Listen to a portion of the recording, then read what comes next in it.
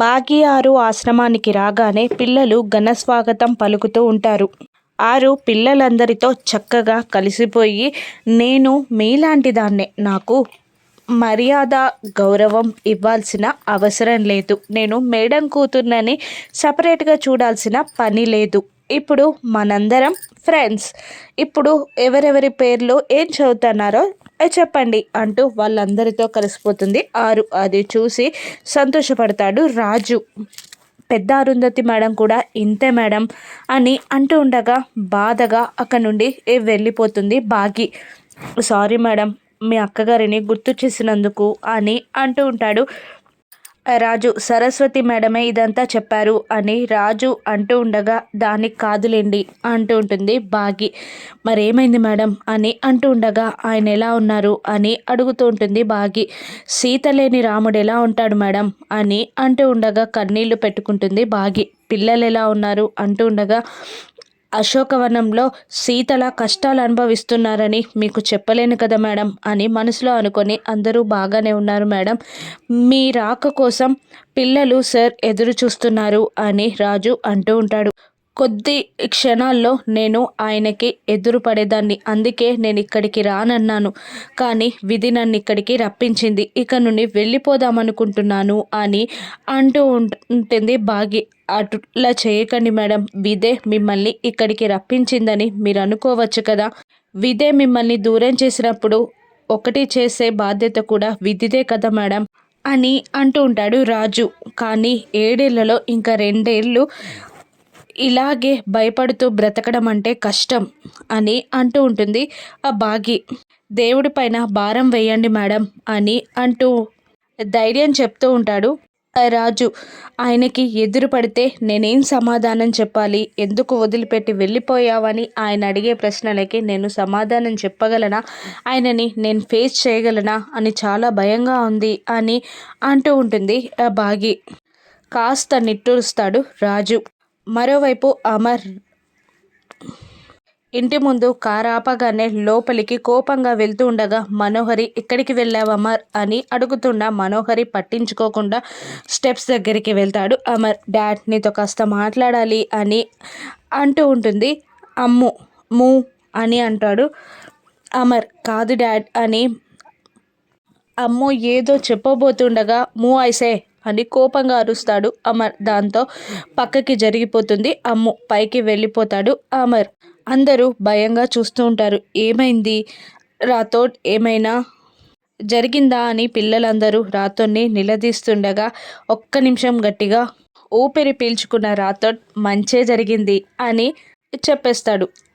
ఏంటా మంచి అని మనోహరి అడుగుతుండగా, అది మీకు మాత్రం మంచి కాదులే మేడం అని అంటూ పిల్లల వైపు తిరిగి, భాగ్య మేడం, ఆరు మేడం హైదరాబాద్కి వచ్చేసారో హో అని గెంతులేస్తూ చెప్పగానే చాలా సంతోషపడతారు పిల్లలు. ఎక్కడుంది మిస్ అమ్మ, ఆరు ఎక్కడున్నారు, ఇంటి బయటే ఉన్నారా, ఇంట్లోకి ఎందుకు రాలేదు అని అంటూ వాళ్ళు బయటికి వెళ్ళబోతుండగా, ఆగండి ఆగండి ఆగండి, నేను చెప్తేది వినండి, హైదరాబాద్కి వచ్చారనే చెప్పాను కానీ ఇంటికి వచ్చారని చెప్పానా, ఇంటికి రాలేదు అని అంటూ ఉంటాడు రాథోడ్. ఇంటికి రాలేదు అనగానే పిల్లలందరూ డల్ అయిపోతారు. ఎక్కడికి వెళ్ళింది మిస్ అమ్మ అని అందరూ భయంగా, కోపంగా, బాధగా అరుస్తూ ఉండగా, తెలీదు అని అనగానే పిల్లలు డల్ అయిపోతారు. మళ్ళీ మిస్ అమ్మ ఎక్కడున్నా వాళ్ళని కనిపెట్టి తీసుకొచ్చే బాధ్యత నాది అని రాథోడ్ అనగానే పండ్లు కొరుకుతుంది మనోహరి. ఇక పిల్లలందరూ సంతోషపడతారు. హైదరాబాద్ అంతా గాలించైనా ఖచ్చితంగా మిస్ అమ్మని ఇంటికి తీసుకొస్తాను అని రాథోడ్ అంటూ ఉంటాడు. మిస్ అమ్మ రాకతో ఈ ఇంటికి పట్టిన దరిద్రం, శని, చెడు రోజులు అన్నీ పోతాయి, ఈ ఇంటికి మంచి రోజులు రానున్నాయి అనగానే పిల్లలందరూ సంతోషపడతారు. ఇక పిల్లలు రూమ్లోకి వెళ్ళి, ఇక మనం హాస్టల్స్కి వెళ్ళాల్సిన పని లేదు అని అనుకుంటూ ఉంటారు. నువ్వు హాస్టల్కి, నేను కొడైకెనాల్కి మేము డెహ్రాడూన్కి వెళ్ళాల్సిన అవసరం లేదు. మిస్ అమ్మ వచ్చేస్తుంది.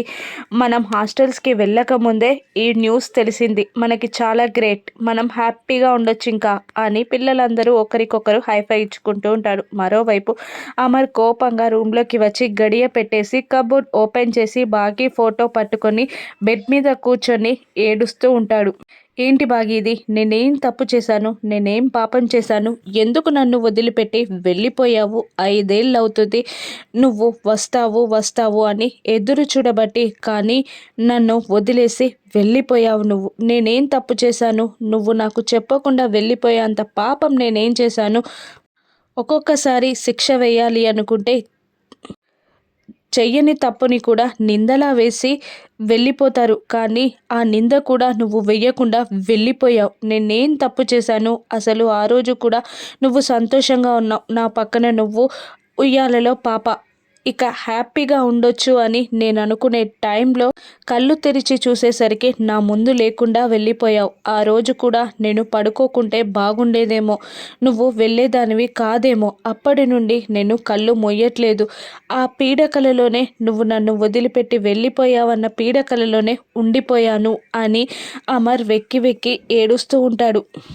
నేనే తప్పు చేయకుండా శిక్ష వేశావు అని ఫోటో పట్టుకొని ఏడుస్తుంటాడు అమర్. అప్పుడే డోర్ కొట్టిన సౌండ్ వినబడడంతో కళ్ళు తుడుచుకొని ఫోటో లోపల పెట్టేసి వెళ్ళి కళ్ళు కనిపించకుండా డోర్ ఓపెన్ చేయగానే రాథోడ్ లోపలికి వస్తాడు. సార్ అని అంటూ ఉండగా, ఏంటి రాథోడ్ అని అడుగుతుంటాడు అమర్. రూమ్ బయట నిలబడి మనోహరి చెంబ మాటలు వింటూ ఉంటారు. అప్పుడు మళ్ళీ రాథోడ్ ఇలా అంటుంటారు, మిస్ అమ్మ పాప వచ్చిన బస్ ఎంక్వైరీ చేశానండి. అది అరకు నుండి వచ్చింది. అరకులోనే మిస్ అమ్మ వాళ్ళు ఉన్నట్టు తెలిసింది. మనం ఎంక్వైరీ చేస్తే అరకు వెళ్తే మిస్ అమ్మ గురించి నిజాలు తెలుస్తాయి అని అంటూ ఉంటాడు రాథోడ్. అవసరం లేదు అని గట్టిగా అనేస్తాడు అమర్. దాంతో రాథోడ్ షాక్ అవ్వగా మనోహరి సంతోషపడుతుంది.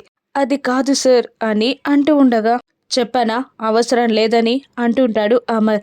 అసలు మేడంని ఇంటికి తీసుకురావాలి కదా అని అంటూ ఉండగా, నేను వెళ్ళమన్నానా నేను తీసుకురావడానికి అని అంటుంటాడు అమర్. అది కాదు సార్, మిస్ అమ్మ ఎందుకు వెళ్ళిందో కారణం తెలియాలి కదా అని అంటూ ఉంటాడు రాథోడ్. అప్పుడు అమర్ కోపంగా, తనే వదిలేసి వెళ్ళింది. ఏ కారణం ఉన్నా నాకు చెప్పాలి కదా. నాకు చెప్పలేదు అంటే తనకి నాకు దూరం ఉన్నట్టే కదా. 5 ఏళ్ల నుండి దూరం పెడుతూనే ఉంది కదా అని అంటుంటాడు అమర్. అది కాదు సార్, పెళ్ళైనప్పటి నుంచి మిమ్మల్ని ఎంత ప్రేమించిందో ఆరాధించిందో, మీరంటే ఎంత గౌరవమో నాకు బాగా తెలుసు సార్. మీకు దగ్గర అవ్వాలని కూడా చాలా ట్రై చేసింది మిస్ అమ్మ అని అంటూ ఉంటాడు రాథోడ్. ఇక ఆపు రాథోడ్, అంత ప్రేమ గౌరవం ఉంటే 5 ఏళ్ల నుండి ఎందుకు దూరంగా ఉంది? అవసరం లేదు అని గట్టిగా అరుస్తాడు అమర్. పోనీ నేను పోయి వెతుకుతాను సార్ అంటుండగా, అవసరం లేదన్నానా? నువ్వు నేను చెప్పిన ఆర్డర్ కాదని వెతికావంటే మాత్రం నా గురించి నీకు బాగా తెలుసు అని వార్నింగ్ ఇస్తాడు అమర్. అది విని మనోహరి చెంబ సంతోషంగా అక్కడి నుండి వెళ్ళిపోతారు. ఇక రాథోడ్ వెతకడు, బాగి ఇంటికి రాదు అంటూ ఉండగా, లేదు అసలు దాని ధైర్యం ఏంటో తెలుసుకోవాలి. మనం పెట్టిన భయంతో 7 ఏళ్ళు దూరంగా ఉండడానికి వెళ్ళిపోయింది. కానీ ఇంకా 2 ఏళ్ళు మిగిలి ఉండగానే ఇక్కడికి వచ్చిందంటే జరిగిందేంటో మనం తెలుసుకోవాలి. దాని ధైర్యం ఏంటో తెలుసుకొని అది ఎక్కడుందో వెతికి దాన్ని మట్టు పెట్టాలి అని అంటూ ఉంటుంది మనోహరి. మరోవైపు బ్యాగ్లో బుక్స్ సర్దుతూ ఉండగా ఆరుకి అన్నం తినిపిస్తూ ఉంటుంది ఆ బాగి. కుదురుగా నిలబడి తినవే అని అంటూ ఉంటుంది బాగి. ఆ తర్వాత నేను బుక్స్ సర్దుతాను అని బాగి అంటున్నా, వద్దమ్మా నా పని నేను చేసుకోవాలి, నేనే బుక్స్ సర్దుకుంటాను అని అంటూ ఉంటుంది ఆరు. అది కాదే తల్లి, ఇలా తిరుగుతూ తింటే ఒంటికి పట్టదే అని అంటూ ఉండగా, లేదు ఈటింగ్ అండ్ వాకింగ్ ఒకేసారి పూర్తవుతాయి అని అంటూ పంచ్ వేస్తుంది బాగీకి ఆరు. దాంతో కోపంగా చూస్తూ, అసలు నువ్వు మా అక్కవన్న పేరే కానీ నీకన్నీ ఆయన లక్షణాలే. నువ్వు కడుపులో ఉన్నప్పుడు నీతో నన్ను తెగ ఎక్సర్సైజులు చేయించాడు, ఇప్పుడు నువ్వు చేయిస్తున్నావు అని పండ్లు కొరుకుతూ ఉంటుంది ఆరుని చూసి బాగి. బాగీని ఫస్ట్ ఎవరు కనుక్కుంటారు? అమర, రాథోడా, మనోహరియా? ఇక మనోహరికి ఆరు ఎలా చుక్కలు చూయించనుందో రాను ఎపిసోడ్స్లో చూద్దాం. Thank you for watching.